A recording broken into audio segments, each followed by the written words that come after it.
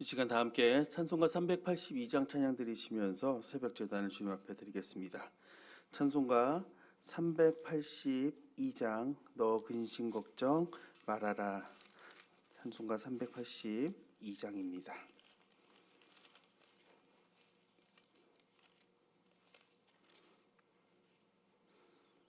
너 근심 걱정 말아라. 주 너를 지키리. 주 날개 밑에 거하라. 주 너를 지키리. 주 너를 지키리. 아무 때나 어디서나 주 너를 지키리. 늘 지켜주시리.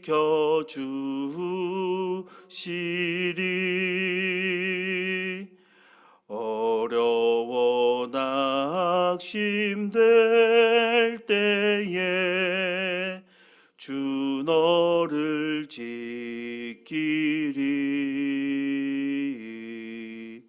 위험한 일을 다할 때 주 너를 지키리. 주 너를 지키리. 아무 때나 어디서나 주 너를 지키리. 늘 지켜주시리.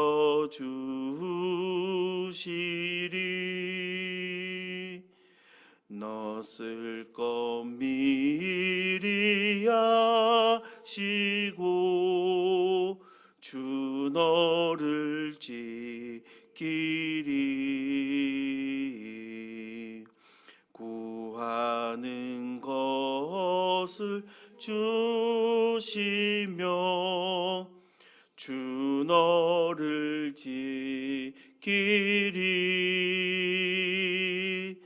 주 너를 지키리. 아무 때나 어디서나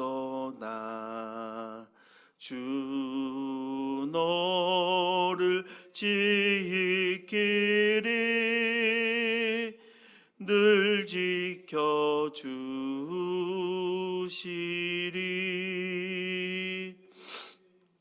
어려운 시험 당해도 주 너를 지키리.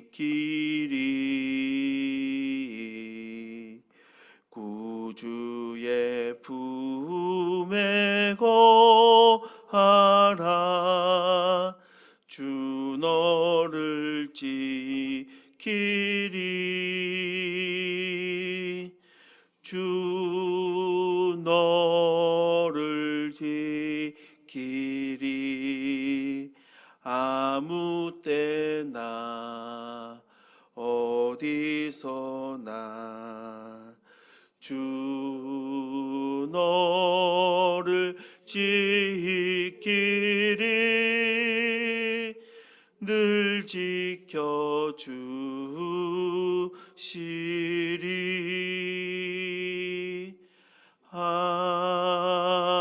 아멘.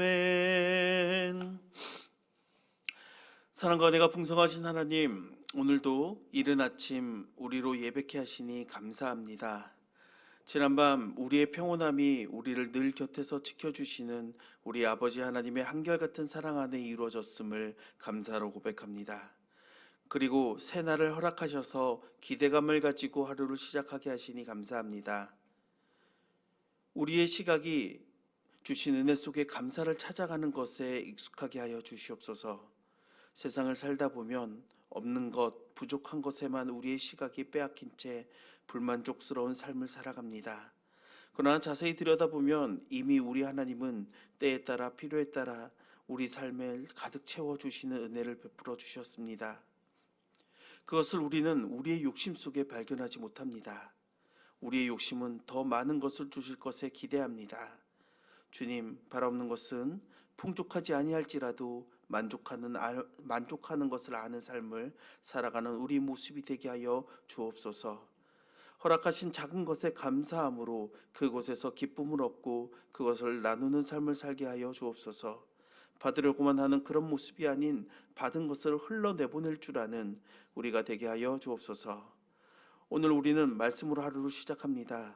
그 주신 말씀이 내 안에서 오늘을 살아가는 원동력이 되게 하여 주시고, 말씀과 삶이 분리되는 삶이 아니라 말씀을 통해 내 삶을 주님께 드려 나아가는 삶이 되게 늘 언제나 말씀으로 단련하시고 말씀 안에서 녹아지는 삶을 사는 우리 모두가 되게 하여 주옵소서.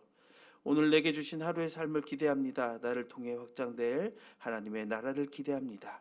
인간의 못난 모습은 감추어 주시고 나를 통해 그리스도의 향기를 퍼뜨리는 오늘 하루가 되게 하여 주옵소서. 예수님의 이름으로 기도합니다. 아멘. 네, 오늘 우리가 나눌 하나님의 말씀은 누가복음 5장 5절로부터 11절까지의 말씀입니다. 누가복음 5장 5절로 11절의 말씀을 우리 함께 봉독해 보도록 하겠습니다. 시몬이 대답하여 이르되, 선생님, 우리들이 밤이 새도록 수고하였을 때 잡은 것이 없지만은 말씀에 의지하여 내가 그물을 내리리이다 하고, 그렇게 하니 고기를 잡은 것이 심히 많아 그물이 찢어지는지라. 이에 다른 배에 있는 동무들에게 손짓하여 와서 도와달라 하니 그들이 와서 두 배의 채움에 잠기게 되었더라. 시몬 베드로가 이를 보고 예수를 무릎 아래 엎드려 이르되, 주여, 나를 떠나소서, 나는 죄인이로소이다 하니, 이는 자기 및 자기와 함께 있는 모든 사람이 고기 잡힌 것으로 말미암아 놀라고 세베대의 아들로서 시몬의 동업자인 야고보와 요한도 놀랐음이라. 예수께서 시몬에게 이르시되, 무서워하지 말라. 이제 후로는 내가 사람을 취하리라 하시니 그들이 배들을 육지에 대고 모든 것을 버려두고 예수님을 따르니라. 아멘. 여러분, 혹시 볼링을 보신 적 있으십니까? 예, 볼링을 유심히 보신 적 있으시면 볼러들이 둥글게 생긴 공을 레일 위에 힘차게 굴려서 10개의 핀을 넘어뜨리는 그것을 보신 적 있으실 겁니다. 이 볼링이라는 것은요, 한 번의 투구에 10개의 핀을 많이 넘어뜨리는 것이 승부의 중요 요소입니다. 그러기 위해서 볼러들의 손을 떠난 이 공들이 얼마나 효과적으로 이 10개의 핀이 나열되어 있는 이 레일 안에서 정 가운데로 진입하느냐가 굉장히 중요합니다. 실제로 공은 3개에서 4개의 핀만을 건들 뿐입니다. 나머지 3개의 4개의 핀이, 건들림을 당한 이 3개의 4개의 핀이 각도에 의해서 흐트러지면서 다르게 서 있던 핀들을 넘어뜨리는 것입니다. 초보자들은 숙련자들의 공이 양옆에 그 도랑에 빠질 듯이 쭉 나아가는 것을 보고 조마조마하죠. 그러나 어느 순간 핀들이 위치해 있는 그 앞에서 공이 어느 순간 회전하던 방향이 바뀌면서 정 가운데로 파고 들어가는 것을 보게 됩니다. 그러면 이 아슬아슬한 마음 속에서 이제 놀람으로 바뀌게 되죠. 네, 아슬아슬한 위기가 지나니 놀라운 결과가 벌어집니다. 그제서 정 가운데로 진입한 공은 파괴력을 갖추고 10개의 핀을 넘어뜨리게 되는 것입니다. 일직선으로 나아가던 공이 어느 순간 화려하게 휘어 들어가는 것을 보면 환상적이다라는 표현이 아깝지 않습니다. 그 놀라움의 비밀은 어디에 있을까요? 볼러들의 투구하는 기술에도 있지만 사실 그 놀라움 속에는 이 볼링 공 그 자체의 이 놀라운 사실 비밀이 숨겨져 있습니다. 단지 무겁게 생긴 돌처럼 보이지만 그 공은 실제로 무게도 다르고요. 그 다음에 공에 구멍이 뚫린 위치도 서로 다르고요. 그리고 가장 중요한 것은 이 공을 쪼개보면 이 공 안에, 우리는 사실 쪼개보지는 못해요. 그러나 공을 쪼개보면 코어라고 불리우는 그 공의 중심 부분에 희한하게 생긴 무게추가 있다라는 거예요. 그냥 우리는 그냥 똑같은 공처럼 보이지만 단면적에 보면 각기 다르게 생긴 무게추의 모양이 자리 잡고 있고, 그 모양 외적인 것은 볼링공을 형성하는 재질의 재료들로 채워져 있다라는 것이죠. 그래서 다시 얘기하면 이 코어는 중심에 자리 잡고 있으나 무게 중심은 다르게 쏠려 있다라는 거예요. 그래서 처음 볼러에 의해 그 손에서 떠난 공은 이 기름이 잘 발휘어진 이 레일리를 무섭게 미끄러져 나아갑니다. 그러나 볼러의 그 스윙에 의해 형성된 이 직진력이 마찰에 의해 차츰차츰 상실하게 되면, 그때부터 공 속에 감추어진 이 코어의 역할이, 이 무게추의 역할이 발생하게 됩니다. 자세히 들여다보면요, 회전하면서 앞으로 나아가던 이 공이 회전 방향을 바꾸면서 가운데로 파고 들어가게 돼요. 이때 공에 숨겨진 성질이 이때부터 드러나고 파괴력은 상승시키게 되며 공의 핀을 허트리는 그 각도도 크게 만들어 준다라고 합니다.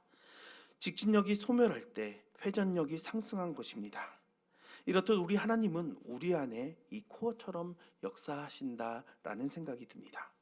처음부터 인간의 진행 방향에 관여하지 않으시고 최선을 다하여 나아가게끔 내버려 두십니다. 그러나 그것이 한계에 부딪혔을 때 비로소 그 안에 감추어진 그 비밀을 드러내어 좋은 방향으로 이끌어내 주십니다. 그러나 그 회전력을 배가시키기 위해서는, 힘이 파괴력 있게 그 핀들을 넘어뜨리기 위해서는 이 볼러들의 손에 의해서 떨어진 이 공에 앞으로 쭉 뻗어나가는 그런 직진력, 이것 또한 굉장히 중요하다는 거예요. 다시 이야기하면 우리 삶 가운데 우리가 최선을 다하여 앞으로 나아간 인생도 굉장히 중요하다는 거예요. 그러나 그 최선을 다하여 나아간 인생이라 할지라도 인간의 한계에 부딪힐 때가 있다는 것이죠.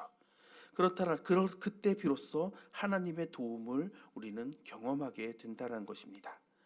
그러니 내게 주어진 그 길을 최선을 다하여 나아가는 것은 볼링공으로서의 숙명이듯 우리 삶의 숙명이 되어야 합니다. 오늘 만난 베드로와 안드레를 보십시오. 자신의 삶의 자리에서 밤새 수고하는, 열심을 다하는 인생을 살아왔다고 자부합니다. 그러나 그 인생의 수고도 인간의 한계에 만났을 때 실패를 경험합니다. 그 순간 주님을 의지할 때 밤새 잡지 못하던 그 고기들은 차고 넘치는 은혜 속에 그들은 두 배를 가득 채우는 은혜를 경험합니다. 베드로의 고백은 이렇습니다. 우리의 수고가 모두 헛된 수고였지만 선생님을 의지해 보겠다라는 고백입니다. 즉 자신의 힘을 버리고 말씀을 의지하겠다라는 것입니다. 한계 속에 하나님을 의지하는 그의 지혜는 성공이라는 결과를 초래합니다. 자신의 한계를 인정할 때 비로소 보이는 분이 있습니다. 바로 주님이십니다. 비로소 감춰진 주님의 거룩한 능력이 나를 통해 역사하게 됩니다. 그 성공은 힘이 많음으로 옆배를 채우고도 남는 그런 대단한 성공입니다. 어떤 사람은 하나님을 너무 의지한 나머지 자신의 수고를 배제하는 사람도 있습니다. 그러나 여러분이 아는 달란트 비유에서처럼 우리 주인은, 그분은 인간의 어떤 수고 없는 결실을 원치 않으셔요. 수고의 눈물 속에 결실을 얻게 하시는 분이 바로 우리 주님이심을 우리가 안다라면 하나님의 그 놀라운 역사 앞에 전제되어지는 건 바로 우리의 인간적 수고다라는 거예요. 그러니 여러분, 수고로이 여러분에게 주어진 일들을 감당하십시오. 감당하다 한계에 부딪힐 때 그때 우리는 주님을 바라봐야 한다는 거예요. 처음부터 나 자신의 능력을 배제시키는 그런 좀 무익한 종이 되어서는 안 된다라는 겁니다. 이렇게 주님을 의지해 함을 깨닫게 된 주님의 제자는 또 다른 위대한 진리를 깨닫게 됩니다. 예수님이 누구시라는 것과 자신이 죄인이라는 것을 깨닫게 됩니다. 일단 호칭이 바뀌게 됩니다. 더 이상 이 세상에서만 존경받는 선생님의 직분이 아니라 이제는 하나님으로 표현된 전 우주를 운행하시며 그에 따른 거룩한 뜻을 가지고 계신 이를 지칭하는 주라는 표현으로 바뀌게 됩니다. 우리와 함께 계시는 그분의 가치를 깨닫게 되었다라는 것이죠. 그와 더불어 상대적으로 내 자신이 죄인임을 깨닫게 되는 참된 회개의 사람으로 탈바꿈됩니다. 왜 자기를 떠나라 했습니까? 자기는 죄인이기 때문이죠. 이 사실은 베드로에게 있어서 아주 위대한 발견입니다. 만일 그가 죄인이란 사실을 발견하지 못했더라면 그는 촌뜨기 시몬이 베드로가 될 수 없었을 것입니다. 그는 결코 구원에 이르지 못했을 것입니다. 그저 그는 허탕치는 줄 알았는데 고기 많이 잡아서 좋고 돈 더 벌어서 좋고 그렇게 평생 고기잡이 하다가 죽었을런지도 모릅니다. 하나님께서 누구에게 구원을 선물로 주십니까? 의로운 사람입니까? 선한 행동을 하는 사람입니까? 아닙니다. 오직 자신이 죄인임을 고백하는 사람입니다. 아무리 유식하고 똑똑하고 지식이 많고 돈을 잘 번다 해도 자기 자신이 죄인이란 사실을 발견하지 못하는 사람은 가장 불행한 사람이요 소망 없는 사람입니다.